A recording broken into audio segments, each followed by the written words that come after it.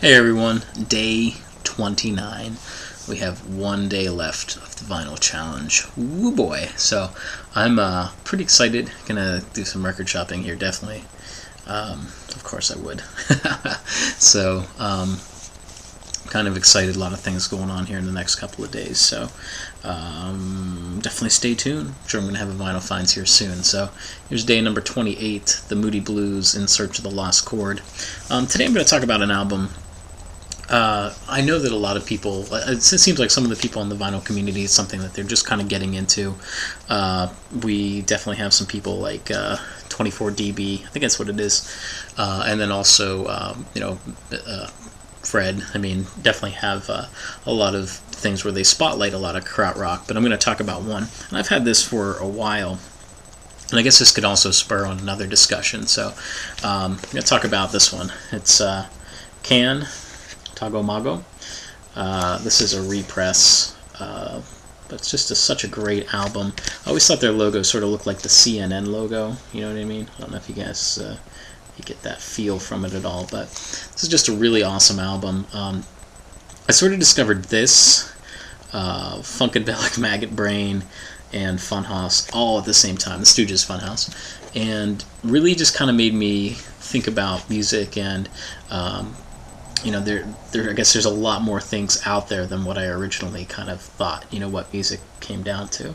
But this album is just an amazing artistic statement.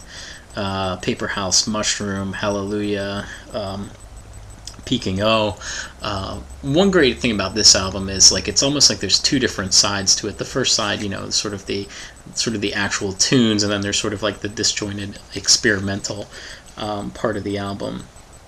But when I picked it up, I mean, one thing I usually do is I usually listen to music to put myself to sleep, and I don't mean it in a bad way that music makes me fall asleep, whatever the case may be. But if it's something that just can be very, very soothing, I remember the very first time I listened to this and I put it on, and Paper House was just it's just real kind of melodic kind of thing, and then of course Mushrooms, kind of the same thing, a little bit of yelling here and there, but it was just a very sort of a dreamy kind of song.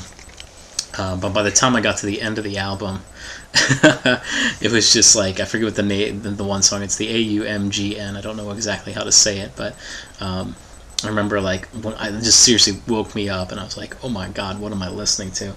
Just absolute awesome album. For those of you who don't have it, definitely go and pick it up. But this kind of brings me to another thing I wanted to talk about. I had not opened this up yet. I have two copies of this. This is my sealed copy, my better copy. I don't know what other people kind of think. I mean, with sealed records, one thing I usually do is I have a bunch that I still have sealed that I never opened. And part of me, I don't want to open them, and as Fred talked about with the fine wine, sometimes it's nice just to be like, oh man, I'm going to listen to that album, and if it's so hard to find used, it's like you got to buy it new sometimes, and you just really haven't had a chance to, or you don't have an opportunity to say, okay, well, I'm going to open this up now, or whatever the case may be. But anybody else out there, you have sealed records, you kind of keep records. I would say that I probably have about maybe 20 or 30 that are still sealed that I'm just kind of I don't know. I've really never seen, this was the only copy that I've ever seen. I'm sure if I looked online or whatever, but I got this at an actual local record store. And I never really got around to opening it up, and because I really didn't know how in print this album would be, if you know what I mean.